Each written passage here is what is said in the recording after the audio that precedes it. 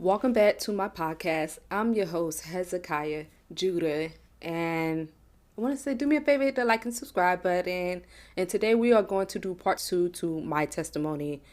I want to start off by just saying that if you don't know or understand why Jesus walked everywhere, you're going to feel like you're going to need to pass some season or rush through some seasons, and you're not going to come to the full understanding of why you are placed in each season that you are going through, and why it looks like everybody else is passing you but they are not passing you. You're just walking. So the world teaches you how to rush through things, but as that's the reason why I do believe that Jesus did walk everywhere. He wanted you to understand that though you are walking and it looks like you are going slow, you are still going to arrive to your destination. So there's no reason to feel like you need to rush to go anywhere because you are walking. This is a walk. This is not you jogging or running through a season.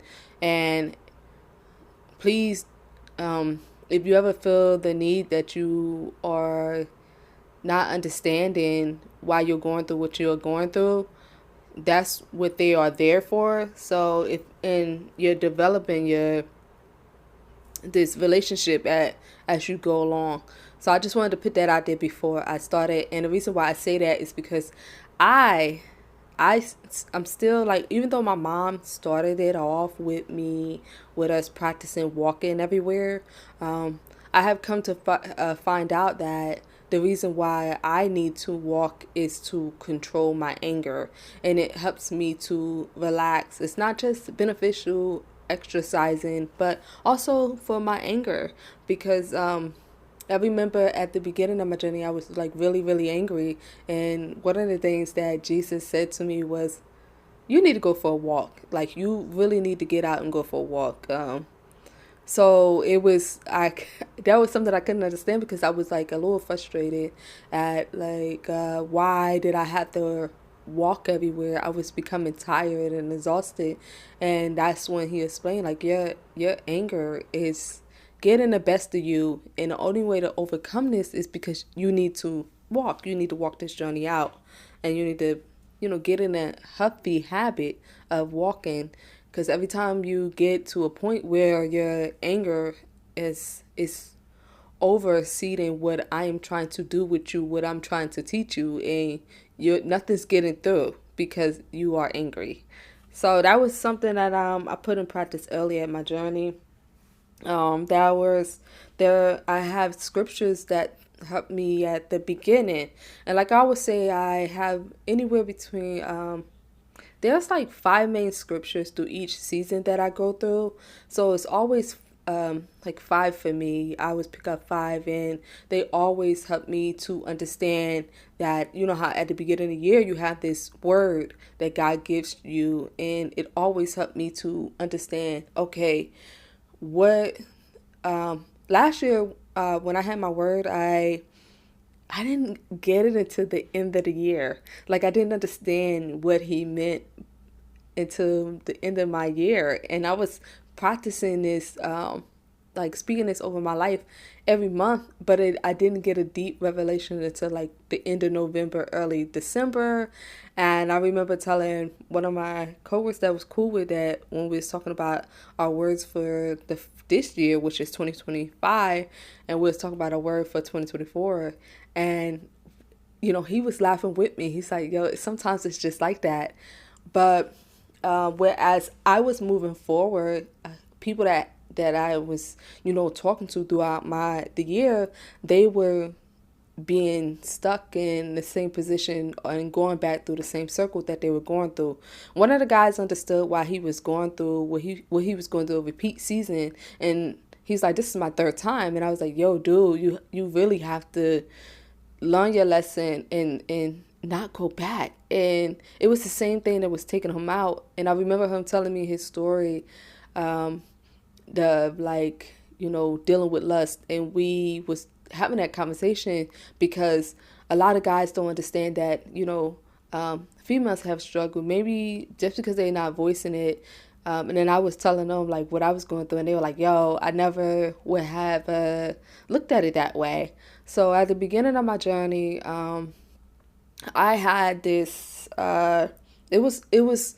I'm not even gonna lie. I believe that when you do these transitions, I think my transition is more easier than the start a season, or with way more easier than me at the beginning of my journey. There was a lot of false information, and so at the beginning of your journey, like, you're downloading, you're reading the Bible, but then God is going to have these teachers that's over you until you run into somebody that's going to be consistent enough to help you through your journey. So you have to go through these levels, and you'll recognize it, because the first level is like, motivation, encouragement, and which some people say is like sugar and water down sermons. So you're gonna need those, because it actually helps you to know what is the real thing from the fake things. So you'll see like examples of like sugary stuff that's not good for you, to then you will start to get to each level. You'll understand as your mind and God is navigating things to you. Now you can repeat a season, and you will know when you are repeating the season. You will know it. When people say that you don't, like the first time you do it, right? You don't recognize that you have repeated that season. You don't recognize it. And then you'll go through it again, and then you're like, okay, I've been through this step again. I don't want to go through this again. So the first time you may not understand it, because it could be at the very beginning of your journey, and you it's just like, wait, what is this? So I had this repeated, but mine was not that long. It was like 3 months. So yeah, I spent 3 months, and then it was very at the beginning. So I'm glad that I was able to do that, because if I was to have to repeat a season now in my journey, I don't think that I would be I would be happy. I wouldn't be happy at all, because my seasons has gotten longer. So when I were relocated in my wilderness season, my season was like stretched out to like 8 months, and it was going to be like 6 months, but something happened, and then it was stretched out to 8 months, and then I remember God was telling me that no, I need somebody, and I need somebody to go here, and that's how I knew that I needed to go to another location, and it was assigned to me. And then I was there for more than a year, and let me see, a year and maybe like 6 months. So you will see how like each season at the beginning it could be like 3-4 months, maybe even 5 or 6 months. So that's why I'm like, if I was to have to repeat a season now, I think I would be more upset with myself, because one, I'm stopping myself from growing and learning, and I'm not listening. That means I'm not listening. I'm just not grabbing a hold of it, and that was something I recognized before I started entering into this season. I remember, Jesus being mad at me and saying, "You are not listening to me. Why are you not listening to me?" And I was like, "Oh crap! Let me scale back. What did I do?" And I thought I was just like on the right path, but it was because I allowed myself to get angry about something, and I was just sitting with that, and I didn't realize that I was sitting with that for like more than 2 weeks. So recognize that, and I can tell you from my experience that when you see, it'll look like a loved one is mad at you, or this person that you are cool with, your best friend or something. It'll look like that person, and that person is yelling at you, or like just really mad at you, like, you are not listening to me. That means that is Jesus or God telling you that you are not listening. So recognize that if you are a dreamer and God speaks to you through dreams, it'll look like that. Now at the beginning of my journey, this is where I had started these with the scriptures thing, knowing that what I'm going to use throughout my thing, I need base scriptures. So one of my base scriptures started from Genesis chapter 3 verse 11, and it goes, "Who told you that you were naked?" And all these verses are coming out of the NLT. So And then he goes, the Lord God asks, have you eaten from the tree whose fruit I commanded you not to eat from? Commanded you not to eat. So me, I really don't use the whole thing, but it is. I when I repeating stuff to me, I was repeating this. Who told you that you were naked? And I would say like when if I was going through something, I have a negative thought, then I'm like, who told you that, you were not good enough? Like, and then I would use that, and then I realized, okay, that is not God. That is the enemy or something that I just picked up, or it's just me. And I need to get out of that habit. That's how it's overcoming negative, not just negative thoughts, but negative quotes and sayings to myself. That's how it's overcoming those things too. And then Leviticus 19.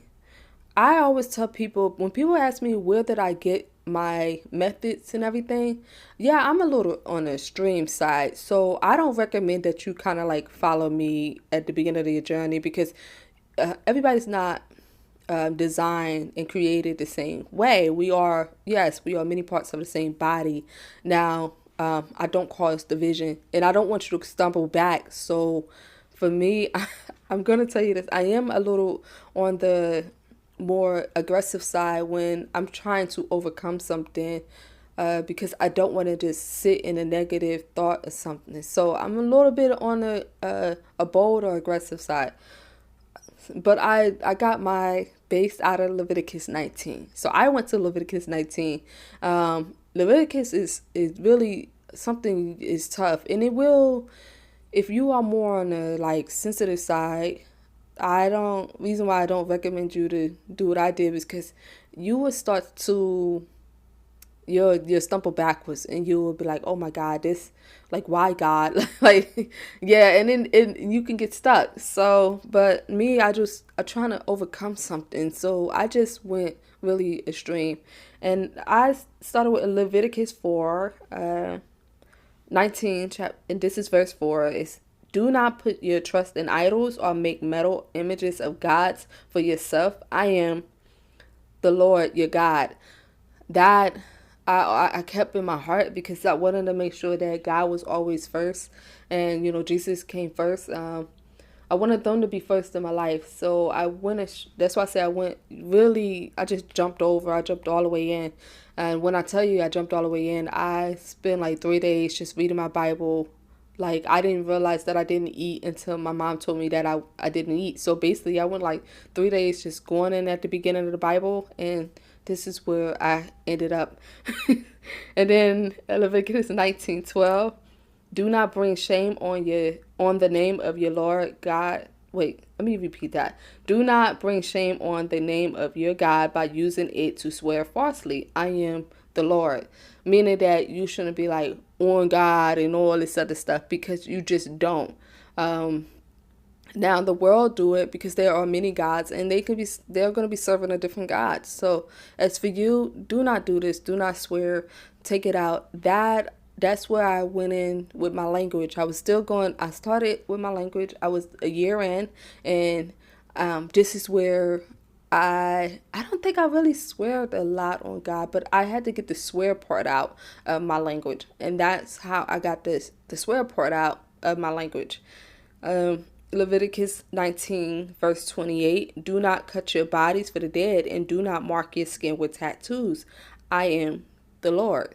Now, I was gonna get like a ring tattoo when I got married, but this is where I remember having a conversation with my cousin who does tattoos, and he was saying, now this is early in my journey now, he was saying that if I would have got the ring tattooed, it would not stay long, and I would have to do it again. And then he said it is very, very painful. I was like, oh no, no. I just, no, this ain't gonna work for me. Because when he said painful, after I hung up with him, he was like, just give it some, like 3 days. And if you still set on that, just give me a phone call back. I wasn't set on it. I went, after I hung up with him, I had to pray about it. And then I was talking to God. I was like, okay, Now, back then, because I wasn't in a good place, I really had stayed to this strict diet of just eating like salad, like a rabbit, which my mom and them named it rabbit food, but that's basically what I was eating, basically rabbit food. So I just wanted to be like clear minded, and God was about this, and God was saying that you don't understand the fullness of what you would be doing. Even the reason why you don't want to even mark your body with scriptures is because you would be serving another God. I I'm not telling you to mark. I would have put that for you to do, to mark your body with that. I said write it on your heart, not on your temple, because it should be written on your heart. You do not want to mark your body because you don't know what spirit or demonic thing is going to be attached to that, whatever symbol, whatever you're going to put on your body. And then you're sitting there one day and you're like, hey, I'm struggling with this thing consistently. And you're struggling with that thing consistently because you have marked it on your body. God can deliver you, yes, but you are going to, consistently fight with this demonic spirit until you remove it from your body. Now, you cannot say that you all in and then walk around with this thing on your body, because it's still gonna feed into you. So the best thing, whenever God wants you to remove it, that He would not create something for you to be able to remove it. There will be no way for you to remove that tattoo. But now that there it is, just like you invested into that demonic thing you attached to your body, you also gotta be like, I'm gonna invest in this and remove it from my body. So I'm glad that I did not, but I just knew at an early age too, at the same time, that I wanted these things, but I didn't understand the fullness of it. And I remember that my dad always saying that to me, that, when it came down to watching music videos and stuff, he was like, you can't do that, because you can't even make the decision for it right now because you don't understand it. You don't understand it. So with tattoos, it was the same way. Like when I was old enough to get one, I didn't jump right into it because I was making these decisions, and I felt like it was like buying a house. Anytime I go long term with it, I would sit with it for months. Especially when I buy a car, I don't just buy a car. It takes me anywhere between 6 months to a year to buy a car because it's such a big purchase. So I felt like getting a tattoo and stuff was the same way. It was like a big purchase on my body. So on a lifelong decision, I wanted to sit with that. So I would sit with these decisions, and then I would, kind of like ask God, and then God would speak to me. Even when I was like away from God, He still had, I would still have these healthy, godly thoughts. That's like, okay, don't do this, because you don't understand it. So I'm grateful and I'm thankful that I did it, because I can only imagine the pain that I would have to go back through to get it off. And then Leviticus 19, verse 37, you must be careful to keep all of my decrees and regulation by putting them into practice. I am the Lord. So when people ask me, why you do such a thing, it's because I'm practicing, and it takes me a while. Like I said, I was practicing cleaning up my language, and that took me basically 4 years to get 3.5 to have a clean language, and I'm still taking stuff out of my language. um, so I'm overcoming stuff, and it's very important for me as well, due to the fact that I do, like I said, I wear hearing aids, and for me, I have to hear somebody say a pronunciation of a word in order for me to pronounce it. So I'm forever learning. Yes, that is true. Uh, but it doesn't stop me from, growing. And I love that the fact that I will be forever learning for the rest of my life until, God call me home and then I'm up in heaven. Now, I say all that too because I remember at the beginning of my journey, it was just very tough for me. I had to learn about sacrifices and everything, and learning how to trust God. And um, therapy was very, very key to me overcoming a lot of the things that I went through. I I am not a I was a horrible woman before I was. So I love the woman that I am today. But I can tell you this, at the beginning of my journey, God gave me the resources to get to where He wanted me to go and needed me to be. I was going to Florida to, which I didn't know at the time, was to meet his son. And I had my king encounter. I was at the park. I remember the trip was it just started off just bad. I should have known something, because I remember when what God's son said to me that, you know, your friend is not going no longer gonna be a friend. And that I all through my this is before he said this to me, before I left. Now all through my trip, I kept feeling like, okay, what is going on with this is my best friend. I call her my little sister, and I just couldn't understand. I never seen this side of her. She was just really cutting up, and I was struggling with that. And I just kept praying like, God, what is going on? I need help. Well, I need assistance. Just tell me what I need to do. And then I decided that on a trip that I was going to go to another venue separated from where she was going with her and her cousin. And I went to this venue, and I was like, okay, while I'm through there, I was desiring like family, uh, you know, love and everything on a different level. It was just, and I was walking through and I was looking at these, fishes, and learning about all the stuff that's in the water. And I was having a moment at the same time. I decided I was going to take the time out and pray. And I was like, God, I just need more. Something is happening to me on this trip. And this trip was supposed to be like a bonding trip for, us as women. But like, you're just talking about marriage and everything else. And now I was having a whole moment. And it was getting the best of me. But I was starting to pray. And I wanted something different. I wanted God to help me understand what was happening to me. Next thing, fast forward, it just kept happening to the point where I was just done at the club. I was not. We went to the club. Okay, we went to we was at Top Golf, and we met these guys, and I just had this feeling that they were missing somebody, which they were. And I I wanted to hang out with them longer, but I also knew that I paid this money for this club. So I said, hey, invite them to this, us going to club. They had some issue or whatever later on. But while I'm at this club, before we got to the club, I got mad at my friend because we had to go get some outfit for her.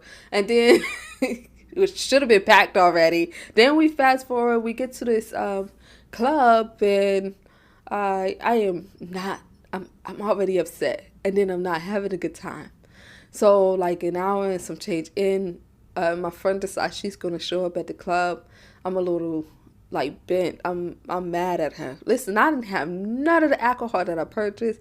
I may have had like I think a half a glass, but I'm just that mad. I'm upset. Then her cousin's like, yo, I don't want to go to the bathroom. You go to the bathroom. I'm like, why? Like, I don't even want to walk her to the bathroom. Like, I didn't even want to go with her to the bathroom. But, they were like, don't let her go to the bathroom by herself. So I go on the way to the bathroom, and I had this feeling. And I'm in this club. One, I'm already not having a really good time. Two, I'm annoyed. I'm frustrated. I'm angry. It just was not good. I tried to have a good time, but I just wasn't. My friend just did it. I knew something was happening between us, and a drift was happening. A split was happening, and I go to the bathroom, but I told her I was gonna stand outside. So you go, cause I felt like somebody was there, and I can hear them talking. Like out of all the noise and stuff, I can hear them talking, and I can hear them say, um, like I could feel this person, like they like me, and I'm just like having a moment, and I'm like, yo, who is it? And I could hear them, and that's when I heard, don't turn around, because if you do, one of these guys is gonna mistake you for wanting to dance with them or like them or be on them, and they're gonna, touch you. So I followed that instruction. I didn't turn around. I just went to the bathroom. I looked in, said hi to some of the girls, and then when my friend came out, I think I washed my hands too, because I was like, already was touching some stuff. So I'm like, while I'm here, let me just wash my hands. Wash my hands, left the bathroom, but when we went back past, I could feel this person again.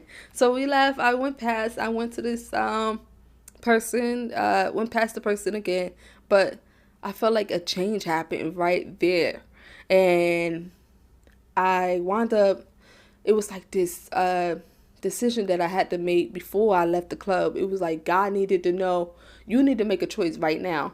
So why I was gifted this bottle because I had gave up my VIP seat, and the guy was like, you could take the bottle, but then I didn't know that they had this law that said that you couldn't take the bottle at the club. So I did ask my friend to take it, but she just left me behind, ran out. So I wound up getting stuck in this club, and I wound up giving the girl that I seen, she's working so hard at the bar. I gave two of them. I gave one girl the other bottle. It was like a half a bottle. Nobody drunk out of it. We had cups. They give you that, and you're in a VIP, you buy them bottles, they give you extra cups. We asked for when they brought them to us. And plus I think I tipped the waiter like either anywhere between, I think I tipped her $200 that night. So I tipped the waiter like $200. She bought some extra cups and stuff. And then I wound up giving the I guess you want to call them barmaids or whatever, gave one girl the half a bottle, then the other girl, I just cracked the bottle open. I never even opened it. I gave her the other bottle, and because security was just trying to fight me, and I told that girl, I'm like, yo, this ain't what you want, because I wasn't. I was already mad, but I was just like, you know what? She ain't even worth it. Let me just back up. And then finally, I had to wait for the owner to get me out of the club. So I was like, never again. This is the last time. I told my friend, this is the last time I'm club. I ain't going back to the club. I'm done with the club. Da, da, da, da. And it was. I have not stepped foot back into the club. I just was done. That was it. But I think that's what God needed at that moment to actually set it up for me to have my encounter, my king encounter. So it was just, the night it just got worse, yo. I'm not even gonna lie to you. The night got worse. Not only that, like my friend, her cousin gets sick. We get left at like the pancake house, and we we had this guy was nice enough, like he was on his way to work, but he needed to take a nap. So I had my license on me. I get behind the wheel, the drive, and that's how we made it back to the place. The next day, I was just really done. When I tell you I was done, I was so done, like really done. I had hit the wall. I was like, yo, listen, like, I'm ready to take my belt off to beat you, because I don't know what is going on with you, but this needs to stop. Your attitude, the way you are, what are you doing? This is me going at my friend. I was like, I never wanted to put my hands on you, but right now I feel like I need to step into like that mother role and beat you, because you're just being nasty. You was just being nasty these last few days. I'm not going. This is gonna be my day that I'm supposed to, rest. So I'm gonna go out. We going out to this park. I'm gonna have some fun. Forget you. I'm the first person in the car because I was done. Now her cousin's like, she dragging her feet. Da da da da. I told her. I said, let me tell you. I went back in there like a mom, and I was like, listen, you got 5 minutes to make it to this car. In 5 minutes, you ain't in this car. We out. You're going to have to find your way to that park, or you just stay here. She came out in 5 minutes, and we get to going. Um, yeah. We get to going. We get to the park. I got shades on my face. I'm done. I was like, no, it didn't. She's just cutting up all the way there. I hop out the car basically when it was like still and not even in like park in the parking spot. Yeah, I just hopped out. I couldn't take it anymore. Now I'm over to going to the park, and I just in the park I'm like, yo, I'm going to go. I said I just need some time. At this point, that's when I start saying this. I'm like, I need time. You go with your cousin. You go get in line. You go get the tickets. Now the guy was there because he was the one who paid for everything. He invited us, and I still say God paid for everything. Um, and he was like, "Hey, can I just talk to you about your friend?" I'm like, "Okay." Now, I'm already like her cousin was a good woman, so this guy was talking to me about her and like where should he take her and stuff. I'm giving him all this good advice.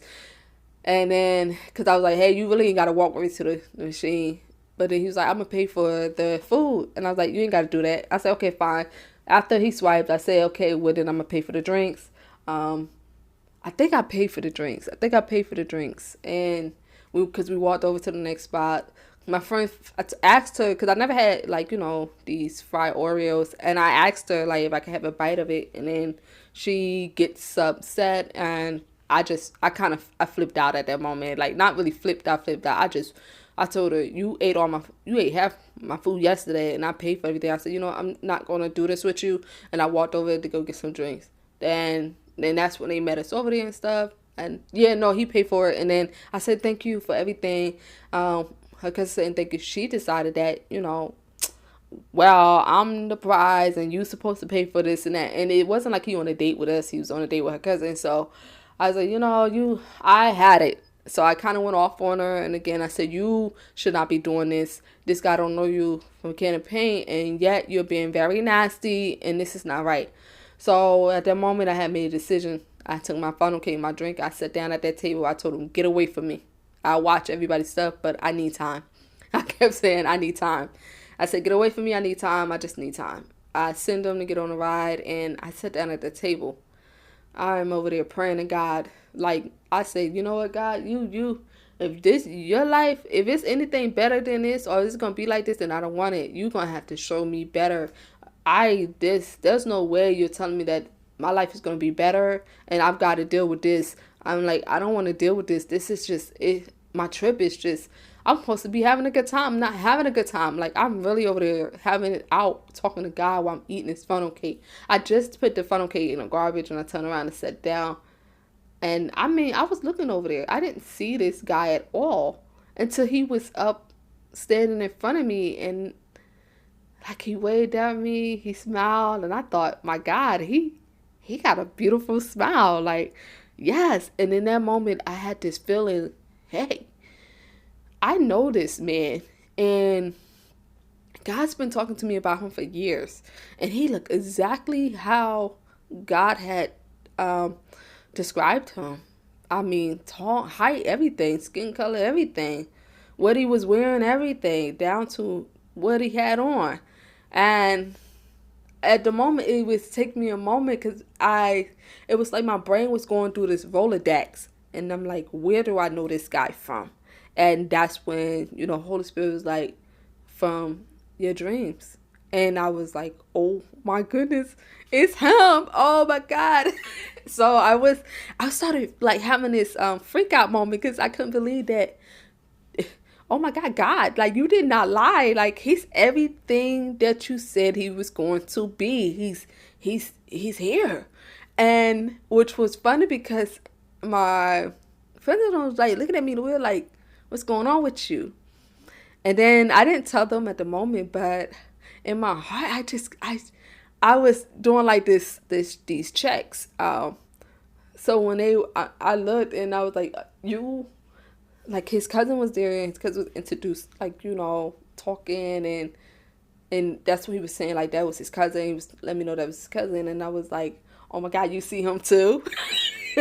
So it was one of those moments. Yes, I was having a whole moment because God did a thing, and I was over there like, wow, okay, he y'all see him, he's not my imagination, because the Holy Spirit kept telling me like, this guy is real that you're looking at. He is breathing. You can touch him. He is physically standing in a body. Like, what you're looking at what God has told you and everything. This is him. And I was just like, oh, okay. But I had to keep double checking throughout the rest of the day. I think it felt real to me because, like, when he held my hand, it was like, okay, he is, he's alive. So I was having a moment. Okay. So that's not like, when God tell you something, it's not a lie. You may not be looking at it right now, but he's showing you a snapshot of the future. So from that point on, and this guy knew stuff about me that I never told nobody else. And he was the introduction to what God was showing me that I can have that is better. So I was like, okay, great. Thank God. We talked about things godly. It was nothing like worldly. I am living in a place that we had this conversation about. When I say I'm living in a promise that God, this was something that we had discussed too. And it shocks you to see it in person whenever God shows you something or tell you something. And then you need a moment. It took me years, and I'm still amazed and in awe of what God had showed me and had done for me that day. I had my king encounter, and I got saved in a unconventional way. I got brought back home in a very unconventional way that I have never thought I would have. I thought that, you always had to be, saved in church or something. You have to have a moment in church.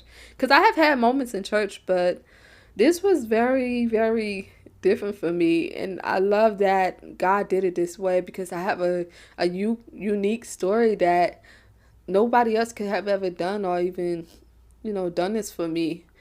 I got to see things like was to come, and it was, but I got, I tell people, I didn't tell the people this, but I'm gonna tell y'all this. I felt like not only did God did something for me that day, but I feel like that was my first time ever experiencing getting married. like, I got, I tell you, I can honestly, openly say that I got married that day. Um, God met me. That was my first introduction into marriage. I said yes and never looked back. And that's kind of like with marriage. When you take your wedding vows, you're like, yes. And you say yes, and you become a new person, a new version of yourself. And you go into this thing, and you never look back. So I want to say that I do part 3 probably this week, but I hope that you take something from this and you learn. And I would love to hear like even your own testimonies and stories, and maybe I will do something like really go into details about how God started talking to me about his son. Now, may the Lord lead your hearts into a full understanding and expression of the love of God and the patient endurance that comes from Christ. You all have a good and blessed week. And I catch you all in the next video. I love you all. And may heaven armies be with you all, wherever you go.